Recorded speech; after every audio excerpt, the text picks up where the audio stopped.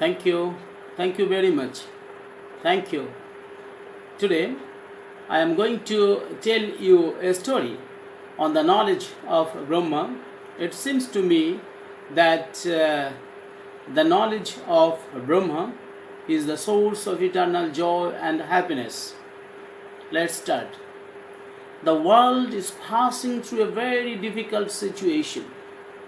Most of the people are unhappy, either rich or poor. There is not a single society where peace is existing. There is not a single family where mere joy and happiness exists. Similarly, there is not an institution, irrespective of religious, political, or social, where there is equality and eternal peace and growth. Close interaction with students, teachers, administrators, politicians, businessmen, and leaders indicate that nobody is free from anxiety and unhappiness. Hence, this small speech seeks to find a solution of these grave worldly situations. Situation. What is Brahman? At first, we should know what is Brahman. He is Brahma, who is invisible and untouchable, but who is mighty source behind seeing and touching everything. Brahma is unique, and he is beyond all phenomena. He is beyond all words and minds. He is the God. He is Upasha of all sages and saints. He is so large that we cannot even imagine. We cannot know others. We cannot talk with others without him. But we cannot know and talk about Brahma because Brahma lives within us. He is within us. We can know and learn other things and people, but not to Brahma because we ourselves are Brahma. We can see others, touch others, feel others, and examine others, but we cannot do all these things with our own soul. Actually, what is there in this world are Brahma. In this world, there are so many things of which we are totally ignorant. He is beyond all knowledge and ignorance. Knowledge of Brahma means knowledge of our own self. He is our heart. He is our soul. He is our Atma. Many wise people consider that this materialistic world is true and genuine. They are running like meant behind all earthly powers such as money, wealth, jewelry, land, and others. Most of the unwise people are rushing for accumulating money, power, political power, muscle power, and luxurious consumer goods. But they do not know that this world is ashar or meaningless, or nitya or temporary. These have no permanent value. Rushing behind worldly materials, we are actually rushing behind temporary, painful goods and objects. And this is the only reason for our all misery, pain, and sufferings. On the other hand, a handful saintly people, both in the attire of a sadhu, means hermit, or in civilian attire, understand the hard truth behind all the bitter reality, and they abstain from personal gain, accumulation of wealth by unfair or foul means, and they may be poor, unacceptable, and unfit for the modern world, but ultimately they are the gainer, and they live in long in the heart of millions of people throughout the world who work for the service of the poor and downtrodden, and not for themselves. Only selfless works sustain and make people immortal. When the saintly people realize Brahma in every sphere of their consciousness, that is, totally realize himself or herself, he or she actually reaches in the stage of wisdom, and then he goes beyond birth and death. In this state, only human beings become immortal. Further, the Upanishada says that when a man realizes his real self, his own soul, he turns a real powerful person. Self-realization makes us immortal. Generally, We are the slave of our experience and knowledge.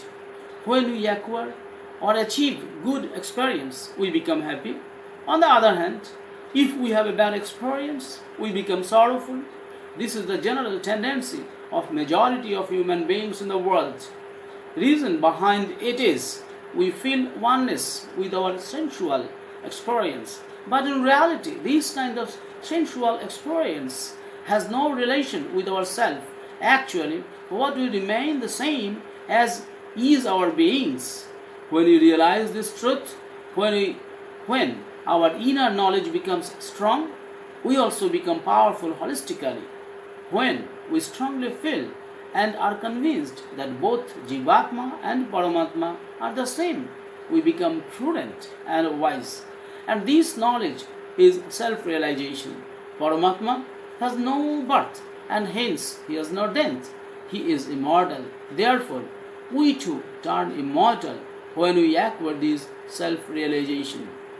If one can realization Atma as Brahma in this life, then he is the owner of the highest knowledge. Without realization of this knowledge, endless sorrow is inevitable in one's life. But the wise people who know this truth, Brahma is living in all human things or materials. He withdraws himself from this materialistic world and becomes a man free from all anxieties and sorrows.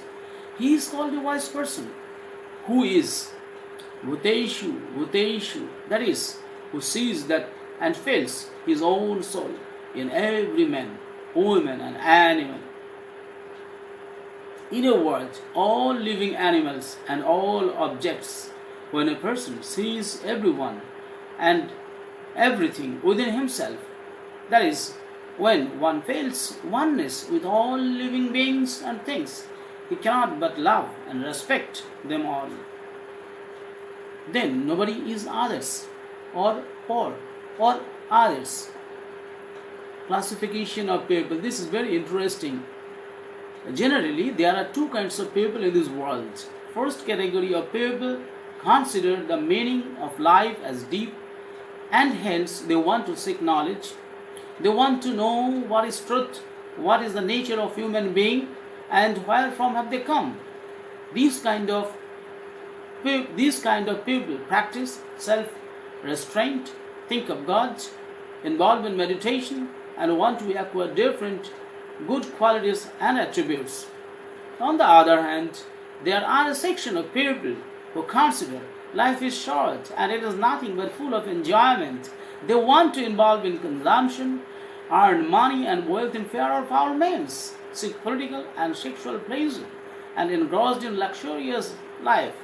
But one day, when they realize that death is inevitable, and they lost their youth, vitality, and vigor, beauty, youth, friends, living partners, and finally, one by one, they start to lose their eyesight, strength of nails, hair starts falling, they lose their teeth and turn thin and skinny. Losing all beauty and friends, they approach towards death. At this stage, they cannot walk, they cannot eat, cannot move, cannot enjoy sex, cannot travel to hotels and beautiful places. They gradually began to feel if they can do some good and charitable works, they might attain or go to heaven after their death, and they could enjoy heavenly joy there. These two categories of people may do the same types of work, but the fundamental difference between the two lies in the beginning. The persons who want to attain wisdom, he or she neglects all earthly pleasures, but the people who want to enjoy the beauty of art through earning illegal money and luxurious goods and sexual pleasure, they abstain from attainment of heavenly knowledge. The materialistic men, if do good works, they do that in the hope of attaining heavenly joy and happiness in heaven. They work for gaining some profits either in this world or after their death in heaven.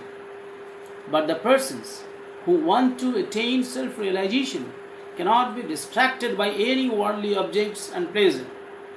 His only aim becomes to attain permanent joy. He does not expect any profit or gain. Whatever he does, he offers the same to the people of this world for the benefit of general public and especially women, children and unprivileged community of the world. To him, work is worship. He does not bother whether society gives him recognition, newspapers and television channels highlight his name, or air news about his works or other petty demands. He does not care about any prizes or blessings from even God himself. He is not worried about all things. He does good works only for the good and benefit of the people because he loves to do good works. Conclusion. Now the question is how to acquire this self-realization. The Upanishada says that these precious qualities cannot be attained only by meditation and self-sacrifice. The life of Buddha is the best example of meditation and self-sacrifice. The priest of truth should be fearless, hard-working, truthful, and honest person. Hence, only through meditation, self-control, and controlled behavior, one can know himself, attain God, that is eternal joy and happiness. They are ready to sacrifice even their lips for the truth and selfless works, but they will not live truth and selfless works for any material gain. That's all. Thank you. Thank you very much. Thank you for lending your ears. Thank you.